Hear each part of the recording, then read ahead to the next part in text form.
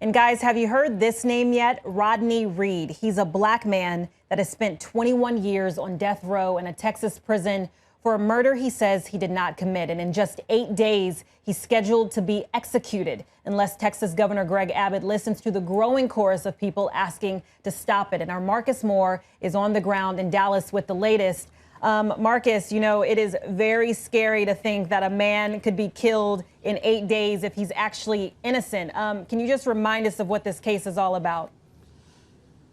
Well, Kimberly, good to be with you this morning. First of all, this is a case that's been getting so much attention. Rodney Reed, a 51-year-old man on death row right now here in Texas, convicted for the murder of a 19-year-old girl, Stacey Stites. This happened in Bastrop, Texas, which is a town about 45 minutes east of the Texas capital of Austin. She was found in April of 1996, brutally murdered along the side of the road. Prosecutors and authorities said that she had been strangled, and early on there were two prime suspects in this case.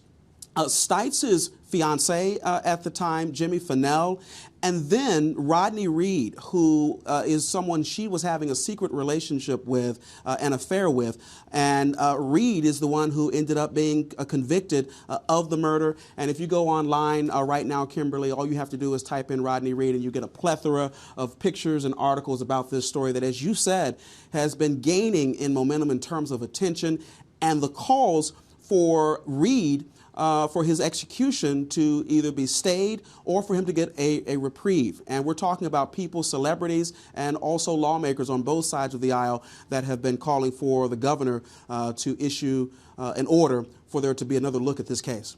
Yeah, you're right. An outpouring of bipartisan support from Beyonce all the way to Ted Cruz. But if they're unsure, why can't they just stop and do a new trial until they're certain? I mean, this is a man's life. Yeah, obviously there's a lot at stake here, Kimberly, and it will just have to go through the process. I mean, it's up to the governor to decide whether or not this execution will move forward. And certainly attorneys on both sides of this have their views. And one of the key points that Reed's attorneys are making is that they have new witness testimony that not only questions the motives behind this. People saying that Fennell actually confessed to killing his fiancée, they're saying, and that this was all related to are rooted in that affair, and that race, Kimberly, is a major factor here. We're talking about Reed, who was a black man who was convicted of killing a young white woman and was convicted by an all-white jury, and that's those are some of the key details that critics on his side are bringing up, and saying that key evidence at the crime scene was not tested for DNA that would link Reed to that actual crime scene and to the murder itself. The only evidence, DNA evidence that was used, and it was used to convict Reed, was his semen that was found with the young lady who was killed, Ms. Stites. And they are saying that if other evidence had been tested, it would prove that that Mr. Reed was not at the crime scene, and also that prosecutors have convicted the wrong man of this crime. And Kimberly, I've got to tell you, you're talking about the publicity that this has gotten and the attention, the calls from celebrities. I grew up here in Texas. I covered I don't know if you recall, the Gary Graham execution back in 2000.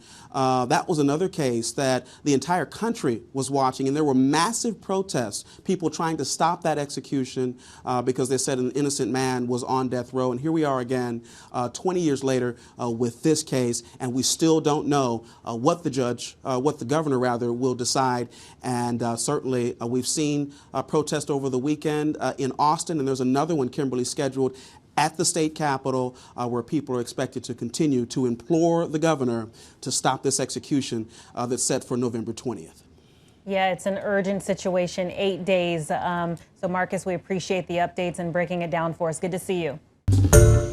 Hi, everyone. George Stephanopoulos here. Thanks for checking out the ABC News YouTube channel. If you'd like to get more videos, show highlights, and watch live event coverage, click on the right over here to subscribe to our channel. And don't forget to download the ABC News app for breaking news alerts. Thanks for watching.